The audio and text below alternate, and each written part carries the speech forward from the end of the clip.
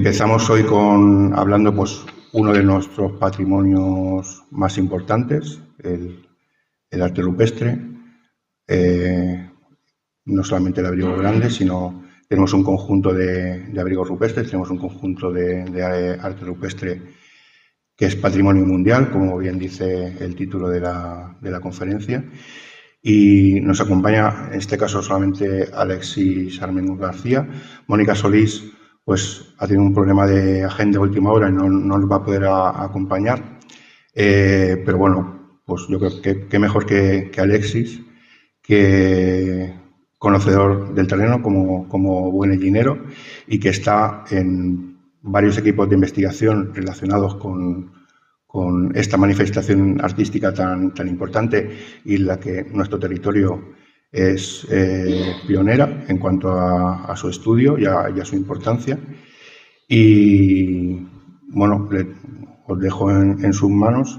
Yo creo que es una forma también de poner en valor desde otro punto de vista y sobre todo que entendamos que el estudio del arte rupestre no se limita solamente al abrigo grande, sino que veamos todo el trabajo que lleva detrás y todo lo que están haciendo en uno de sus proyectos de investigación en estos últimos años.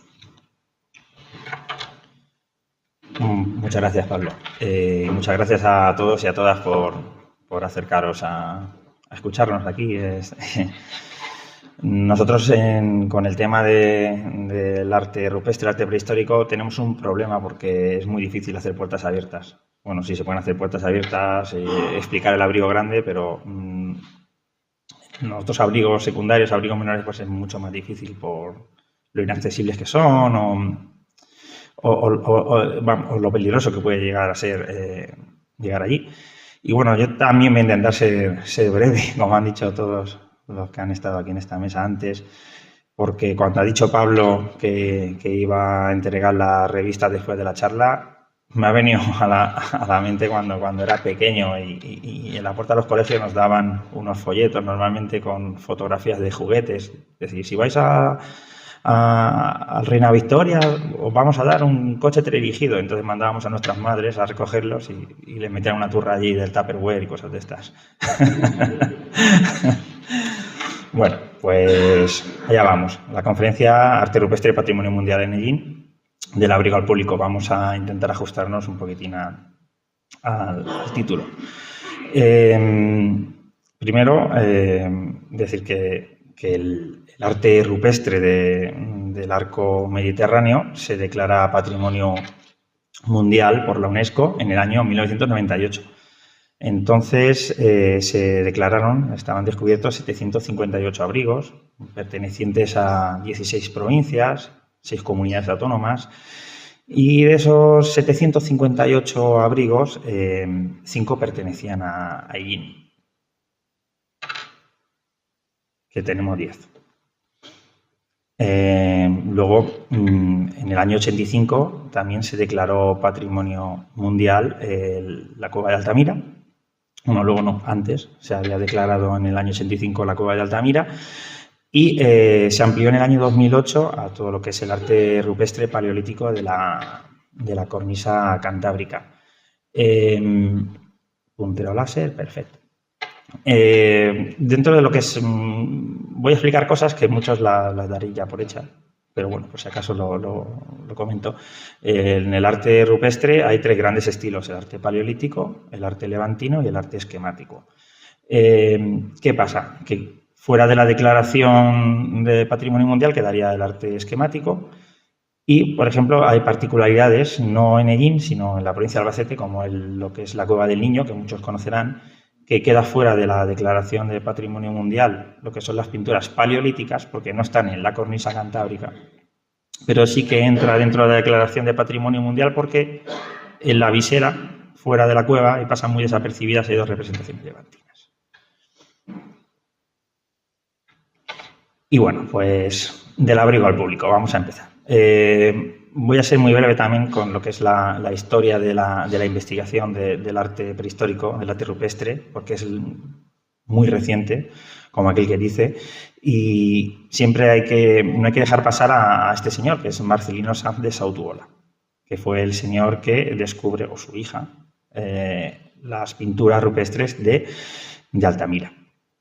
En el año 1868 un cazador pues, descubre esa apertura, esa entrada que está prácticamente cegada de Altamira, porque su perro, pues me imagino que estando de caza, pues se metió en lo que sería una especie de zorrera y no podía salir, pues descubrió la entrada.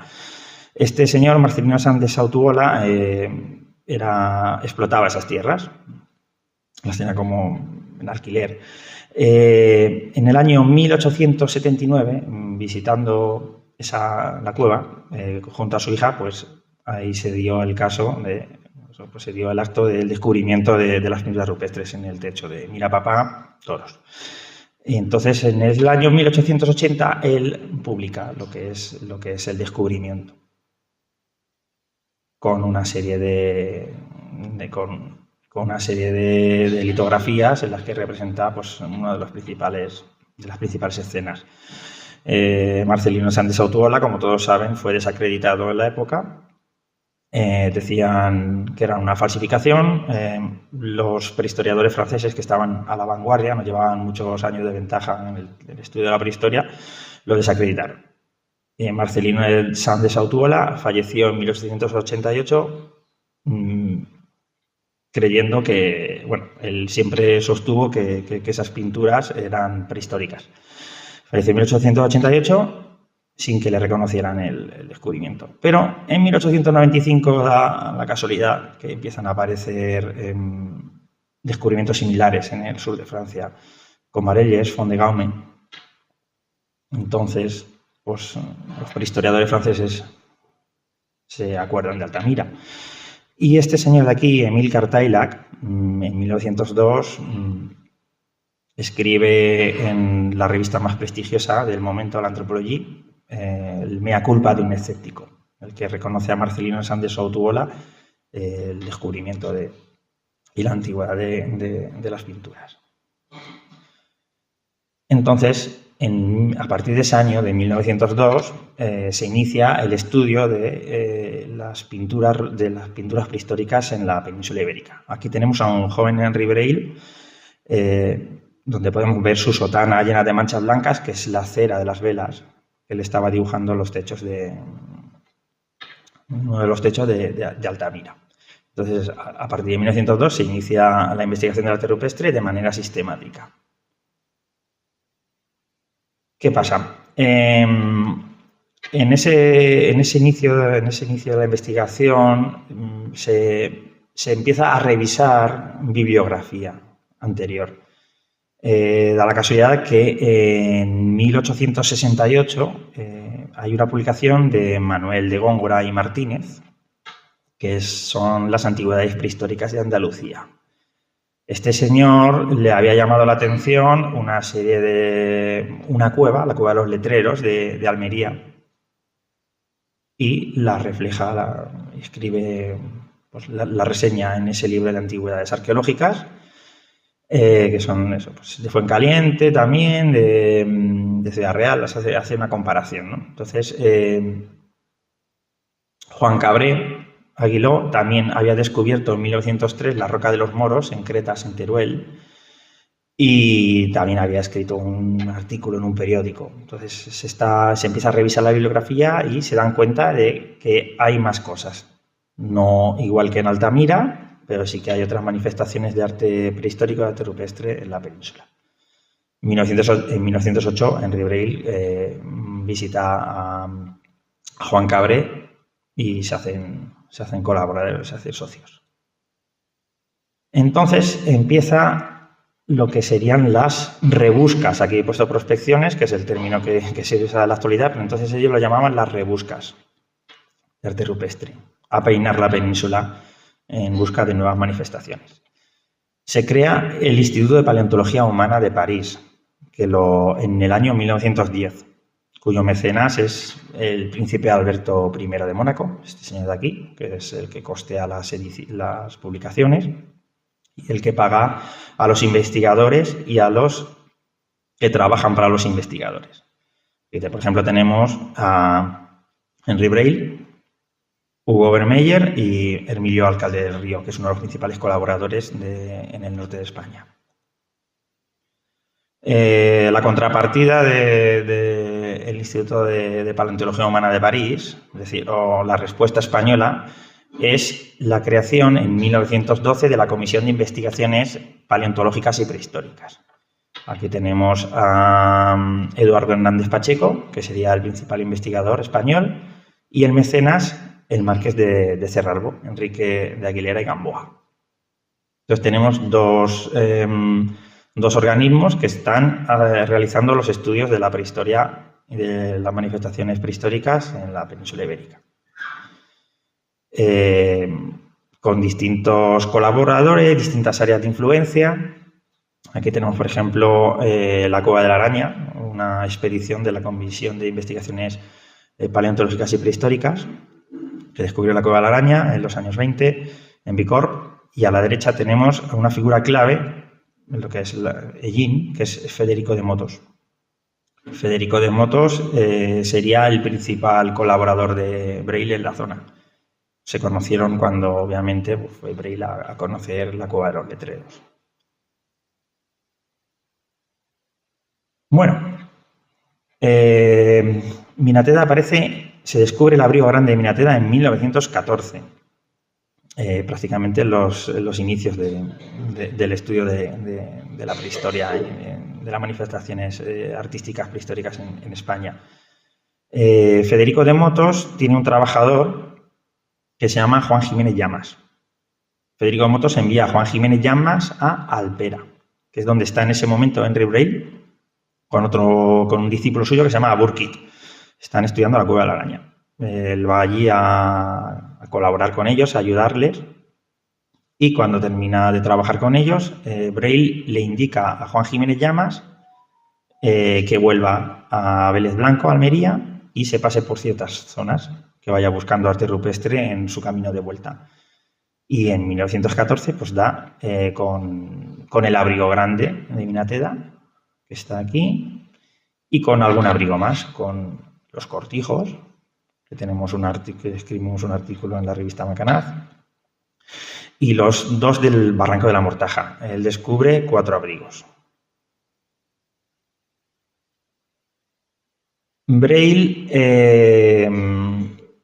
tiene noticia del descubrimiento, le escribe Federico de Motos muy emocionado, tan emocionado que hasta la primera carta se le olvida decir dónde estaba el gran abrigo. Pero no puede venir en el momento porque estalla la Gran Guerra, lo que entonces se llamó la Gran Guerra, la Primera Guerra Mundial, y lo movilizan al frente y, eso sí, ya cuando lo licencian, cuando lo dispensan del ejército, pues lo primero que hace Braille es venir a España. Viene a España, viene a Minateda directamente. Y en el 14 de abril de 1915 conoce el abrigo grande. Aquí tenemos, y ya estaría trabajando en el abrigo grande, pues un mes aproximadamente.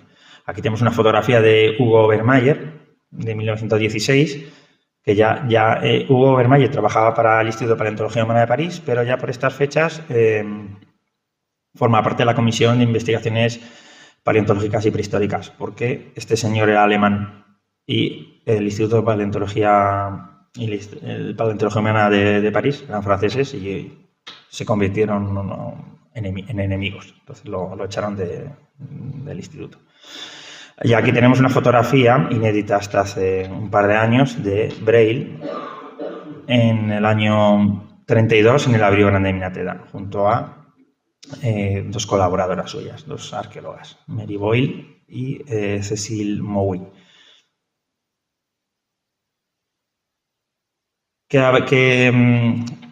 Ahora vamos a hacer un repaso de todo lo que tenemos en Ellín.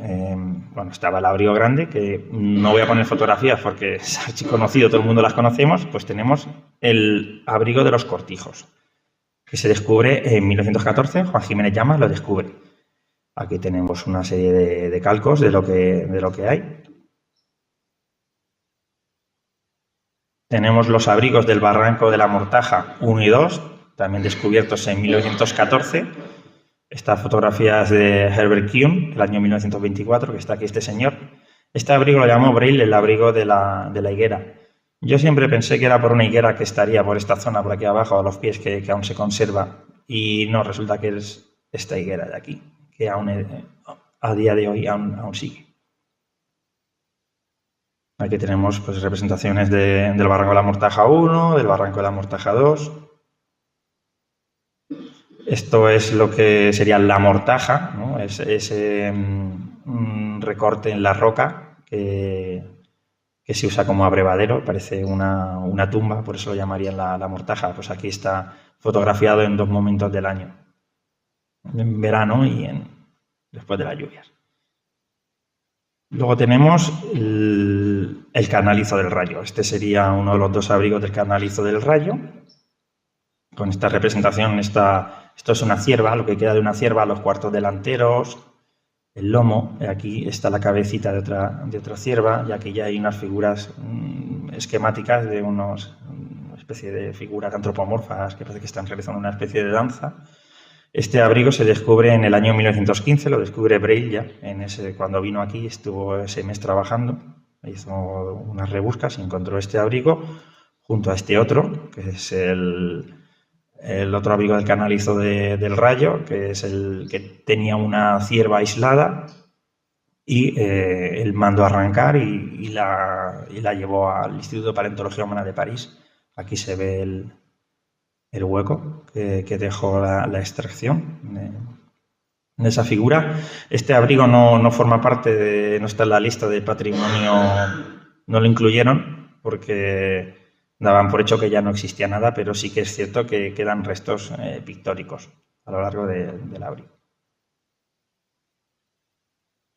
Aquí tenemos picotienda 1 y picotienda 2, con he cogido 2 escenas de picotienda 1, 2 antropomorfos, aquí otro antropomorfo.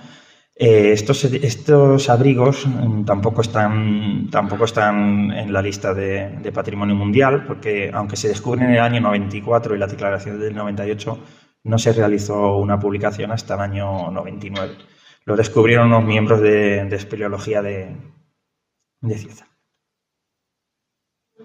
Cieza. Venían de Cieza. Esto sería Cueva Blanca. Cueva Blanca, aquí el día que lo descubrimos, básicamente porque se veían una serie de restos en el suelo, aquí pues, restos de hogueras, y había también cerámica, restos de talla, y había un friso con unas pinturas. Este abrigo lo descubrimos en el año 2006, aunque tenemos sospechas de que lo descubriera el antiguo director del museo de Albacete, Samuel de los Santos, porque hay una referencia en un libro de Beltrán diciendo que había un abrigo que se llamaba Estación 2, a 1 kilómetro de Minateda, y posiblemente sea este, o no, pero vamos. Aquí digamos que tenemos una escisión en la UNED. Nos separamos los que estudiábamos el arte rupestre con los que estudiábamos la cultura material, el proceso de neolitización. Por eso hay mucho lío, ¿no? Mucha gente. Cuando hablamos de la UNED, nosotros en la UNED tenemos 2 proyectos aquí. El último abrigo que se descubre en Ellín es el de la Vicaría, que lo descubre Juan Jordán Montes. Aquí está, y aquí es una figura aislada de gran tamaño, de tipo esquemático.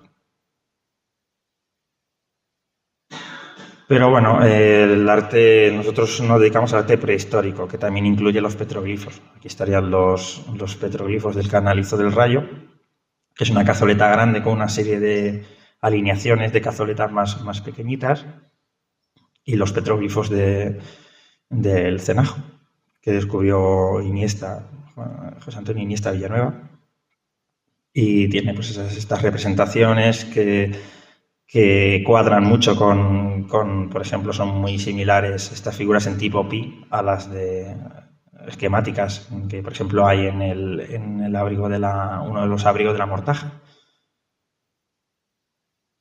Bueno, una vez que se descubre un abrigo, una estación, un lugar con arte rupestre, hay que reproducirlo. En los primeros momentos la fotografía no se mostró eficaz. No se mostró eficaz y lo que se reproducen son lo que hemos llamado siempre lo que se han llamado siempre los calcos. Aquí tenemos la parte izquierda del abrigo grande de Minateda, los calcos famosísimos que hizo Braille y se publicaron en el año 1920.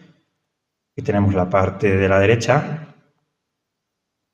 Aquí, por ejemplo, tenemos unos calcos del Canalizo del Rayo, que realizó también Braille en el año 32.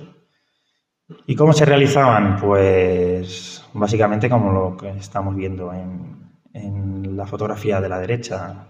Colocar un papel translúcido sobre el soporte rocoso y siluetear la figura, y luego ya en el laboratorio o in situ, pues completarla. Eso se llama un calco directo. Aquí tenemos otra imagen de ya un Braille ya bastante mayor, que le están aquí pues ayudando, sujetando para que no se caiga, con un bastón para sujetarle el papel translúcido. Luego aquí a la derecha de esta imagen pues no se llegaba a todas las figuras. Esta sería de un techo de Altamira, una de las figuras que había en los techos de Altamira, y pues se realizaban croquis, cogía medidas y luego ya las completaba tranquilamente el laboratorio. Aquí tenemos una curiosidad que sabemos que se llegó a utilizar en Minateda, y es una cámara lúcida. Una cámara lúcida que vemos aquí en funcionamiento. Es simplemente con un sistema de lentes. El artista que la utilizará podía ver sobre el papel, podía ver lo que quería representar. Estaba viendo el dibujo, estaba viendo lo que quería representar a la vez que lo podía dibujar, ¿no? Se mostraba útil para el tema de publicaciones porque podían hacer las imágenes a escala ya directamente para publicar. Y tenemos eso, constancia de que Braille lo utilizó, la cámara lúcida, porque Federico de Motos, en su intercambio epistolar, pues le pedía el precio de la cámara lúcida que él llevaba, porque también quería él utilizarla para sus cosas. Y ya tenemos el principal problema que tienen los calcos directos. Un problema de anamorfosis, es decir, cuando calcas algo no estás calcando, no es una pared lisa como las que tenemos aquí, sino que tienen ciertas oquedades y eso provoca un efecto que se llama anamorfosis. Entonces se deforman las imágenes al trasladar a 2 dimensiones lo que está representado en algo en 3 dimensiones. Y luego otro tema es la subjetividad. Braille era un especialista de arte paleolítico. Él adscribía no sé cómo explicarlo, pero el arte paleolítico de Altamira no es el mismo que el arte levantino, tanto en la temática como en las técnicas, en las faunas, en todo, ¿no? Es decir, el arte de Altamira es paleolítico y el arte levantino es post-paleolítico. Unos lo atribuimos a un momento de transición entre paleolítico y neolítico, otros lo meten ya dentro del neolítico. Entonces, Braille, él, digamos que toda su vida luchó por demostrar que el arte levantino pertenecía al paleolítico. Entonces, pecaba de cierta subjetividad. Aquí tenemos 2 rinocerontes que él vio en Minateda. Estos rinocerontes dieron mucho que hablar. ¿Y por qué rinocerontes? Porque el rinoceronte era una especie típica de la fauna del Paleolítico, que no se daría en los tiempos pospaleolíticos. Desde la Comisión de Investigaciones Paleontológicas y Prehistóricas, pues se luchaba. Se criticó mucho esa subjetividad y se contrató a un pintor que no tenía formación en prehistoria, que era Benítez Mellado, que era este señor de aquí, para realizar los calcos. Ellos buscaban fiabilidad, objetividad, siempre dibujando al natural, con las horas de luz más propicias, al amanecer, al atardecer, humedeciendo las pinturas, que es algo de lo que ya hablaremos un poco más adelante, humedeciendo las pinturas, etc. Y claro, aquí a la izquierda tenemos la misma escena, tenemos dos imágenes con la misma escena. Aquí representada por Braille y aquí representada por el pintor de la Comisión de Investigaciones Prehistóricas, Paleontológicas y Prehistóricas, Meite Mellado. Podemos ver cómo Braille, esta figura, por ejemplo, que está asaeteada, está llena de flechas, está mucho más completa que esta de aquí. Están como, las figuras de Braille están como completadas en laboratorio, como irreales.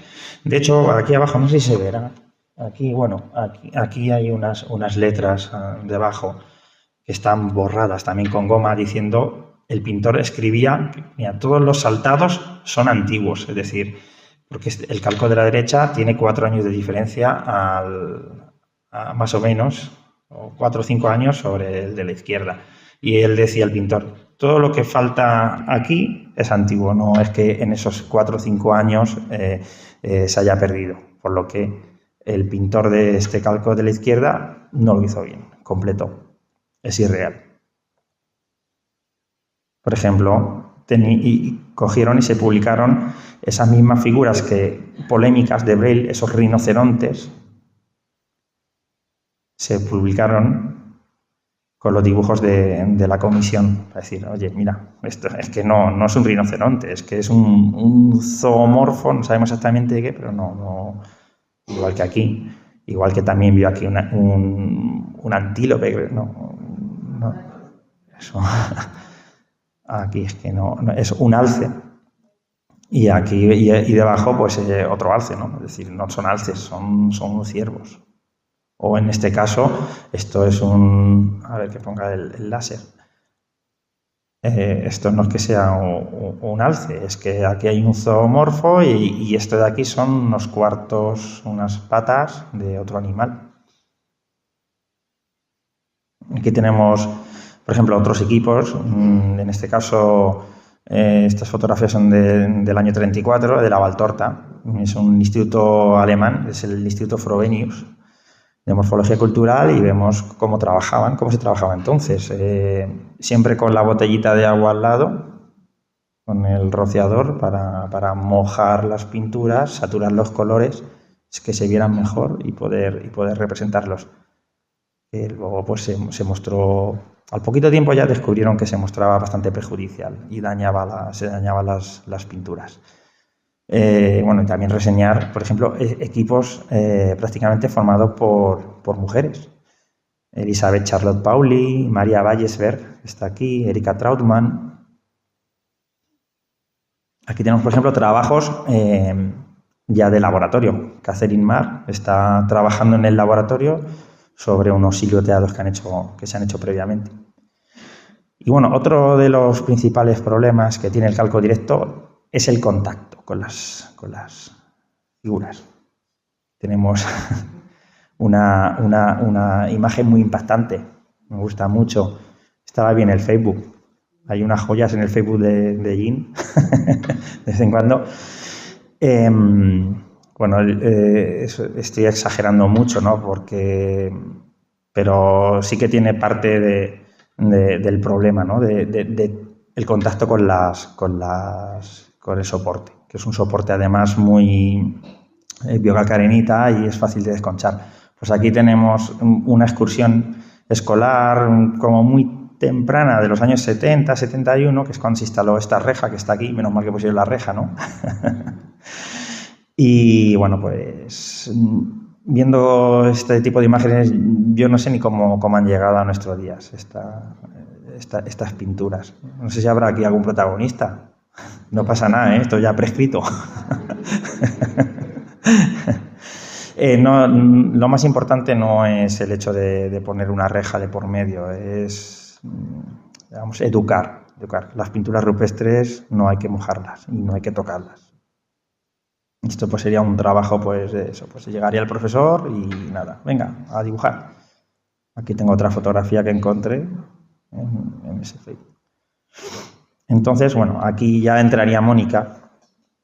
Y la reacción, digamos que el progreso lógico de la realización de los calcos directos vendría a ser lo que ella denominó como un calco analógico indirecto, ¿no? Que se empieza a desarrollar a partir de los años 80.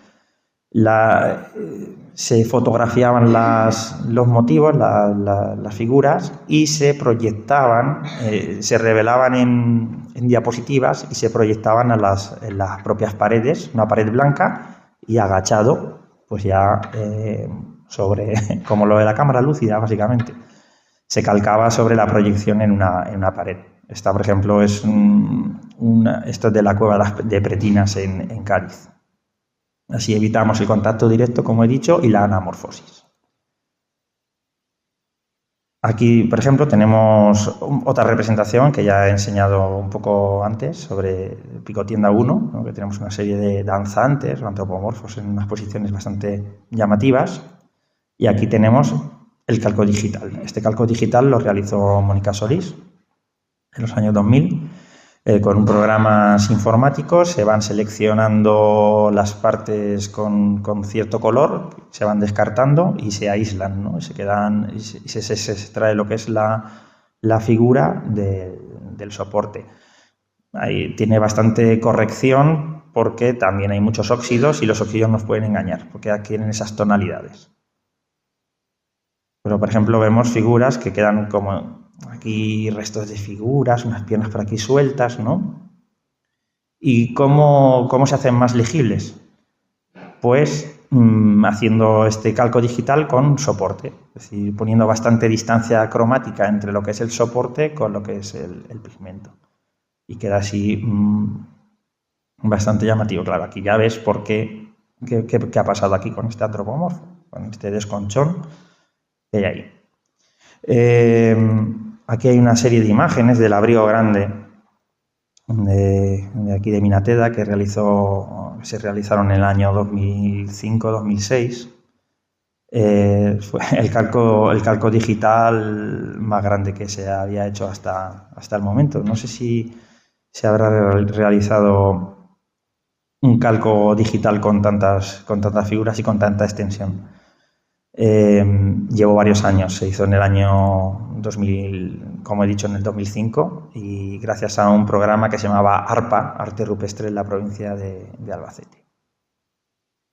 Aquí tenemos otras imágenes por ejemplo, no es Minateda, esto es la Sonora de las Covachas. Ana Alonso Tejada realizó este calco digital, analógico indirecto, de esta figura, y años después se encargó a la UNED que hiciera unos nuevos calcos para ver si se habían deteriorado mucho, y podemos ver que entre los calcos analógicos indirectos y el calco digital no hay apenas, eran unos calcos bastante buenos, de Ana Alonso Tejada y Alexander Grimal. Se me olvidó comentarlo. Aquí tenemos otra escena igual.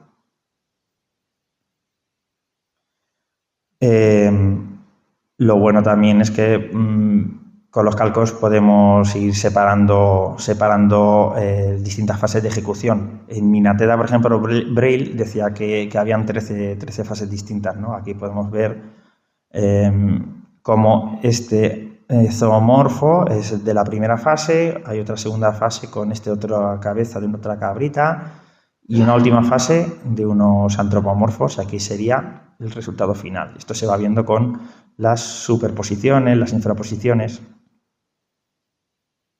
¿Cómo se investiga las metodologías que tenemos a la hora de investigar arte prehistórico? Y sobre todo nosotros empezaríamos, por ejemplo, con una diapositiva que ya luego Alberto Mingo, cuando hable del otro proyecto que tenemos de cultura material, ya lo hablaremos. Pues aquí tenemos una prospección que hicimos, una prospección radial. Los resultados de esta prospección se publicaron en una revista de alto impacto y tomábamos el abrigo grande de Minateda con la hipótesis de que era un santuario y que tenía que haber contacto visual con los alrededores para buscar el poblamiento. Porque siempre nos hemos preguntado la antigüedad de las pinturas, pero nunca nos hemos preguntado sobre cómo vivían, sobre los lugares que ocupaban. Y podemos ver cómo en este primer círculo, que es 1 kilómetro de radio, todos los yacimientos y las dispersiones de material que encontramos. Porque se hace una prospección intensiva, seleccionando un lugar. El abrigo grande, que sería el punto central, y teníamos 10 anillos de 100 metros cada uno. Con lo que es las zonas rocosas y la zona que está más. Entonces, bueno, este artículo está publicado. Por ejemplo, Mónica ha trabajado mucho en Cádiz y estuvo trabajando temas de visibilidad. Este es un yacimiento, la Cueva de Palomas. Todo lo que se está viendo en amarillo es la visibilidad que hay desde la boca de este abrigo, de la Cueva de Palomas 1. Y ella lo que empezó era buscando patrones de elección de asentamientos. Es decir, ¿por qué se pintan unos sitios? ¿Qué pueden tener estos sitios que no tienen estos otros? Con esa visibilidad, pues también se investigaba sobre el tema de las vías de paso. Se utilizan tecnologías LIDAR, modelados 3D, pero no todo es visibilidad. Por ejemplo, aquí tenemos en el gran abrigo del Bacinete, ya podéis ver la visibilidad que hay, que son 4 puntitos. Desde la boca de este abrigo no hay visibilidad. Es decir, no tenemos un criterio claro. Entonces, queríamos ver esos modelos también aquí, cómo se desarrollan aquí en la zona. Buscar patrones de elección, si se debían más a visibilidad, como el primer ejemplo que he puesto de Palomas, si era por perceptibilidad, por lo que es el territorio en sí, como el de la Cueva del Bacinete. Y ya empezamos, aquí tenemos Minatea, Cueva Blanca y el Pico de la Tienda. Viéndolo sobre el mapa, pues vemos cómo hay un accidente geográfico en medio, que es el Candil, la Sierra del Candil. Por ahí también está la Sierra de las Cabras. Y estábamos buscando rutas que conectarían estos focos, zonas, digamos, que potencialmente susceptibles de albergar, que además tienen abrigos, de albergar arte rupestre. Con algún resultado que otro encontramos yacimientos que ya los publicaremos más adelante, que tienen restos compatibles muy dispersos, pero son compatibles, son intencionados, y aparte tienen potencia arqueológica. Encontramos materiales prehistóricos, cerámicas prehistóricas, restos de talla. Estos son zonas que ya hemos prospectado. Estamos hablando de la Sierra del Candil. Esto sería la Sierra de las Cabras, que es el volcán de Cancarix. El Canalizo de Ortuño, la Cañada de Vicente, el Canalizo de las Perdices, la Hermana de Yin. Todas estas zonas son en las que estamos trabajando para hacer las rebuscas actuales. Una vez que ¿qué tecnologías utilizamos también? Aquí tenemos una imagen de Pico Tienda. Estamos haciendo un levantamiento fotogramétrico. Con este dron hacemos un barrido fotográfico para hacer modelados 3D. Se van haciendo fotografías que se van superponiendo unas a otras, buscando puntos de unión, y con esos puntos de unión podemos hacer imágenes tridimensionales del abrigo. Porque hay abrigos como este que no son aptos para que la gente los visite, porque están en terrenos privados y aparte tienen un acceso bastante difícil. se sacan unas nubes de puntos y se sacan estas imágenes fotogramétricas. Aquí tenemos, por ejemplo, el abrigo de los cortijos, picotienda. Aquí tenemos los cortijos, aquí la nube de puntos y aquí ya las imágenes en 3D. Así se puede poner en valor, se pueden poner este tipo de yacimientos menos atractivos al alcance de todo el mundo. Igual que también el tema de la fotografía gigapíxel, ¿no? Esto es una fotografía gigapíxel de la Solana de las Covachas. Son fotografías con muchísima resolución, permiten unas ampliaciones espectaculares. Aquí en Egin está trabajando mucho el tema de la fotografía gigapíxel, Cineproa, Juan Carlos Lorente creo que está por ahí, y Antonio Dólera, junto a Juan Francisco Ruiz, pues están trabajando mucho el tema, o han trabajado mucho el tema de la fotografía gigapíxel y su proyecto Arte Rupestre 4D. Gracias a la fotogrametría podemos hacer también estos levantamientos topográficos que nos son útiles para las publicaciones. Luego tenemos las prospecciones que hemos ido realizando, pues vamos dejando con GPS, pues vamos dejando el rastro de las oquedades, los abrigos que vamos examinando, vamos documentando todo. Este es el visualizador del Instituto Geográfico Nacional. Y bueno, también decir que los resultados negativos también son resultados. Y eso hace que también estamos diciendo a futuros investigadores pues que no es necesario tampoco que visiten esa zona porque no aparecen ciertas zonas en las que no aparece nada. Y con ese tipo de documentación que vamos sacando, pues podemos sacar la altitud, la distancia de lo que vamos viendo. La verdad es que visitamos terrenos bastante abruptos. Aquí podemos ver, creo que mi compañera Mónica, aquí es cuando ella dice que por qué no se habrá dedicado al barroco, con lo que le gusta a Caravaggio, en vez del arte rupestre. Siempre que se queda por ahí atascado, nos quedamos atascados a media ladera. Aquí tenemos el canalizo de Ortuño. Aquí cortamos abruptamente porque ya entramos en Murcia y como todo va con temas de permisos, no se puede, sin permisos de la región de Murcia no podemos continuar. Aquí tenemos Cañada de Vicente, el canalizo Las Perdices, se ve por ejemplo cómo vamos aquí a 2 niveles, por aquí no sé si estoy yo, aquí está Mónica.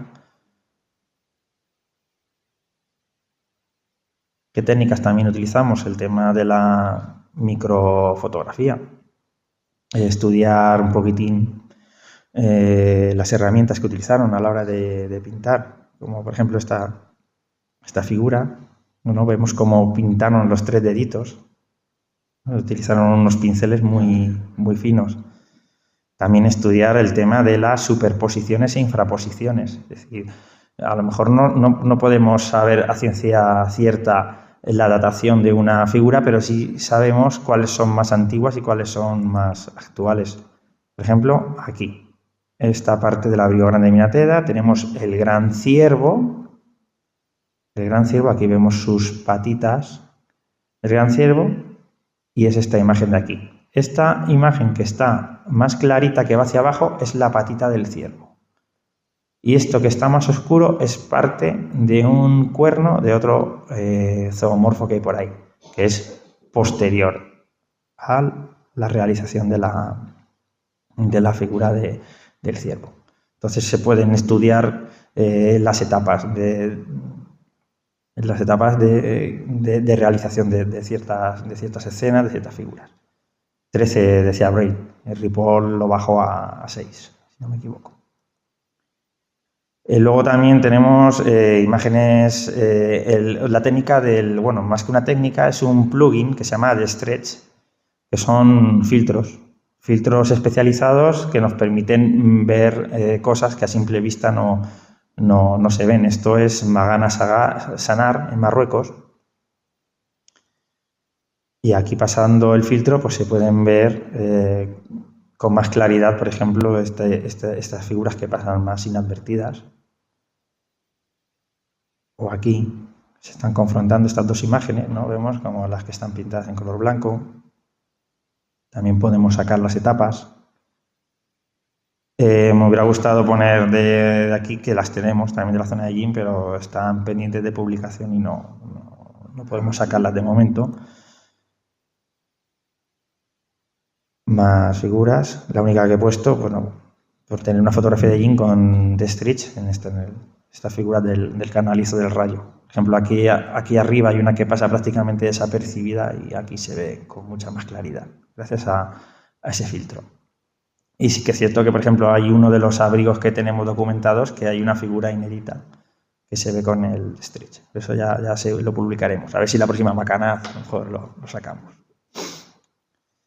Aparte también se trabaja mucho en laboratorio con análisis SEM, Raman, cromatografía de gases o lo que son las dataciones de oxalatos, que son unos aminoácidos que se forman sobre las pinturas.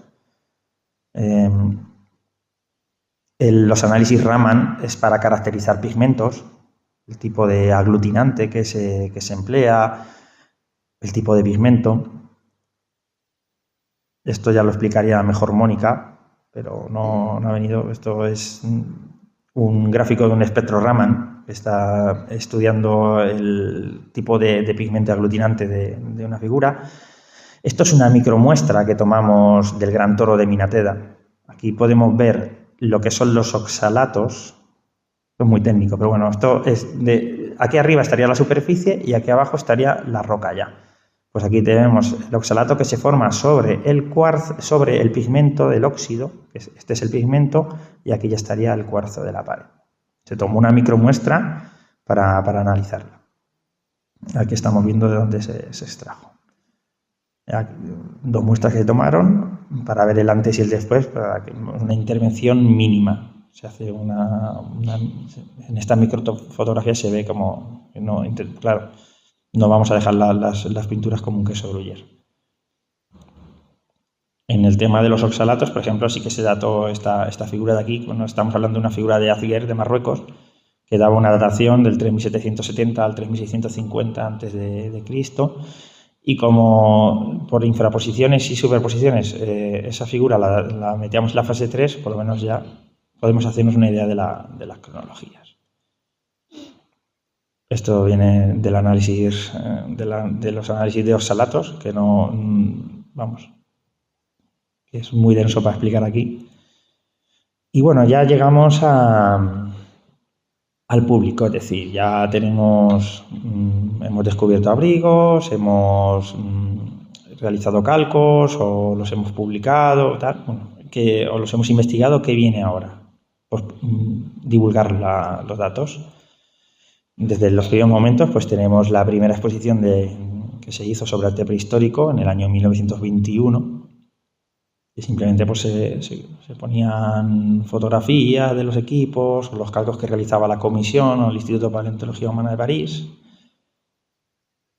Tenemos la misma exposición pero del año 2021, conmemorando el centenario.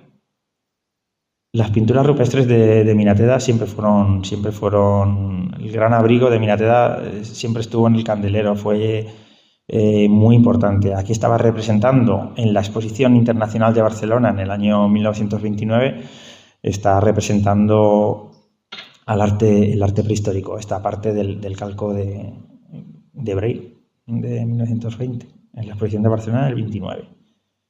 Ya tenemos pues cosas más modernas, ¿no? La exposición de los 100 años de Minateda, ¿no? Que se hizo obviamente en el año 2014, lo que es la divulgación en sí, o la revista Macanaz. Y desde aquí os quiero agradecer a Javier López Precioso, que fue un enamorado del arte, es un enamorado del arte rupestre, del arte prehistórico, y se volcó mucho en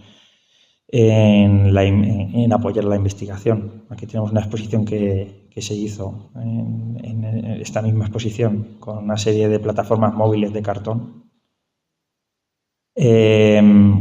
Como veis, son exposiciones conmemorativas que se van realizando, y luego ya congresos, ¿no? Como este que se realizó el año pasado, Repensar Minateda, que trajo numerosos especialistas. para ver un poquitín, ¿no?, qué se puede hacer con la interpretación del arte prehistórico aquí en la zona. Luego tenemos proyectos como estos que ha realizado, los 2 proyectos que ha realizado Cineproat en la zona, ¿no? El ARN, Arte Rupestre en Nerpio, o Minated-Art.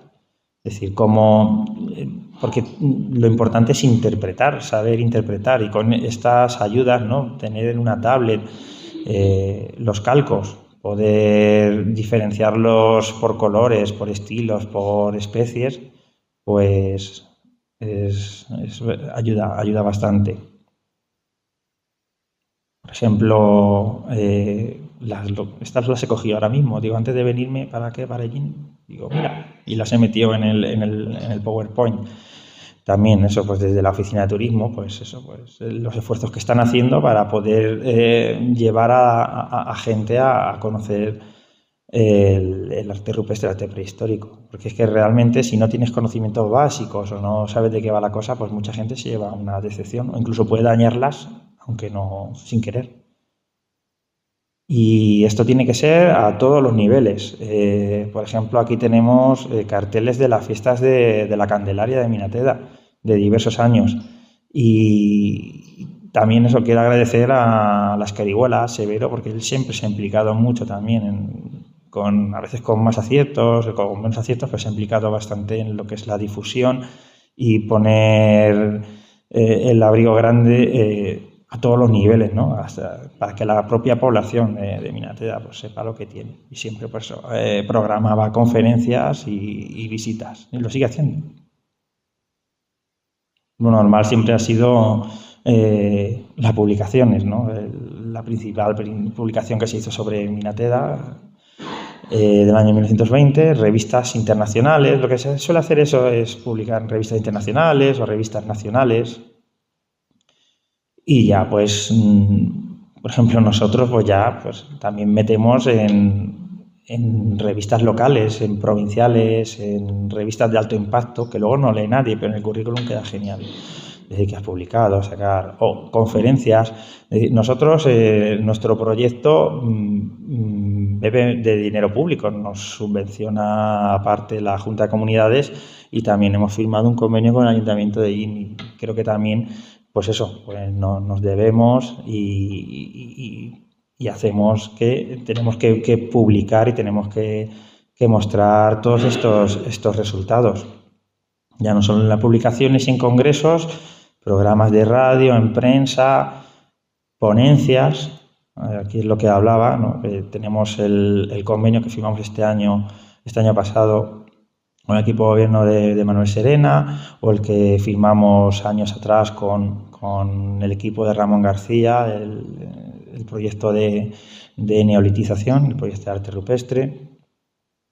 Y llegamos a hoy, ¿no? Es decir, y esto también es otra manera de divulgar. Nosotros, es verdad que tenemos muchos problemas, porque nos gustaría poder hacer puertas abiertas, pero no podemos llevar, no sé, no me imagino que me sigan, ¿no?, al monte, y tampoco y pues el equipo, Mónica Solís es la investigadora principal, yo soy el codirector, pero somos un equipo de campo, somos 4 personas, ¿no?, Javi y Rosana.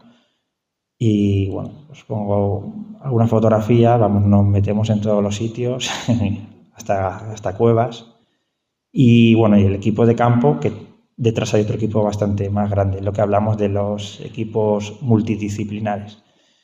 Y nada, pues por mi parte creo que concluyo aquí la charla. Ya os he vendido el Tupperware. Y no sé si, Pablo, abrimos un turno de preguntas, si alguien tiene alguna duda o algo, y ya está.